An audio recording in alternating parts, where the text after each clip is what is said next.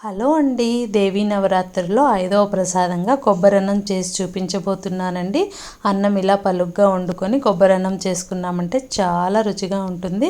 ఎలా చేయాలో ఇప్పుడు చూద్దాము. కుక్కర్లో 1 గ్లాస్ రైస్ తీసుకొని రైస్ని 2-3 సార్లు వాష్ చేసుకొని 2 గ్లాసుల నీళ్లు, కొంచెం ఉప్పు, నూనె వేసుకొని ఒక 3 విజిల్స్ రానిద్దాము. ఆ తర్వాత అన్నం చల్లార్చుకుందాము. ఇలా పోపు పెట్టుకుందామండి. ప్యాన్ పెట్టుకొని కాస్త ఆయిల్, ఆవాలు, జీలకర్ర, శనగపప్పు, మినప్పప్పు, కాస్త కరివేపాకు, 2 ఎండుమిరపకాయలు, ఒక 2 స్పూన్లు పల్లీలు వేసుకొని ఇవన్నీ కూడా గోల్డెన్ బ్రౌన్ వచ్చే వరకు ఫ్రై చేద్దామండి.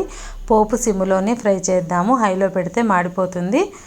ఇప్పుడు 2 పచ్చిమిరపకాయలు నిలువుగా చీరి వేసుకుందాము. కొంచెం ఫ్రై అయిన తర్వాత ఒక చిన్న కప్పుతో పచ్చి కొబ్బరిని వేసుకొని అన్నం కూడా వేసుకొని మిక్స్ చేసుకుందాము.